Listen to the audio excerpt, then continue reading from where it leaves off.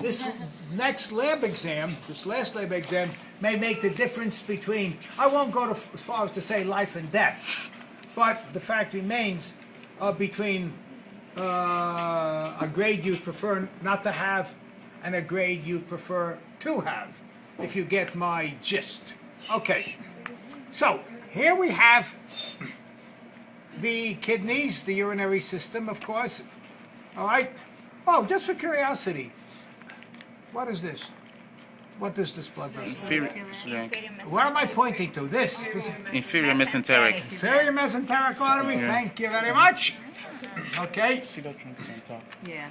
Now, okay, but forget about that. No, you're not going to be responsible at all for that on the next exam. I just thought I'd... So here you have kidneys, okay, right and left kidneys. Here are the ureters coming out of the kidney.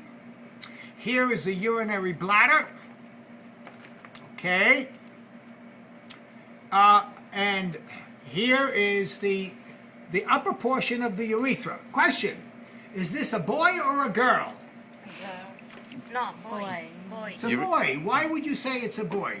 Prostate. Because the prostate gland, which is immediately inferior to the Bladder. urinary bladder, this would not be here, of course. The prostate in section would not be here in a female, and you also won't see this little opening here, which we'll talk about when we get to the reproductive system. Okay. Note, though, in the bladder, interestingly enough, you have these rugae. Remember rugae for the stomach? Yes.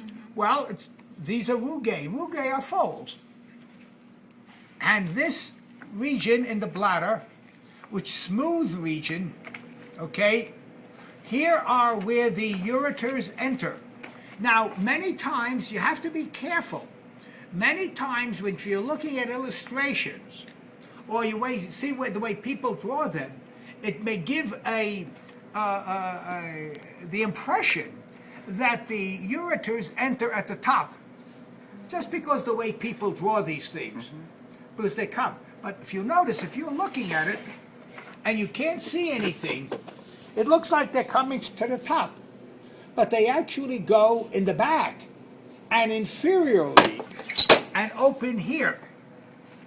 So this smooth area where you have the openings of the two ureters and the urethra, this little triangular structure is called a trigone, Trigone. I don't know if they list it in anything, but that's what it is called. Okay, does have a real name. I'm not making this name up. Now, let's take a look at the kidneys again. By the way, here you see the adrenal glands. Okay, let's look at the kidneys here. One thing I really like about this particular model is that it's not just in a mid-sagittal section. Note, see these things? Obviously, these are pyramids. But you see, they are really like pyramids. Because here, in a sagittal section, you could say, gee, they're like triangles. Why are we calling them pyramids? Because they're really like pyramids. The only difference between them is that the edges of the pyramids are rounded rather than a pyramid, which has angles like that. All right. Anybody here ever see the real ones in Egypt? No. Should bring in one of my a portfolio of mine. I do a lot of photography. I'll bring it in maybe next time or the review or whatever, and I'll show you the pyramids with the sphinx, the big sphinx right in front of that. We were there a few years ago. Anyway, so that's that. So you could see the pyramids over here. The cortex, the pyramids making up the medulla. And you'll see these calyces, but don't worry about them here with this model.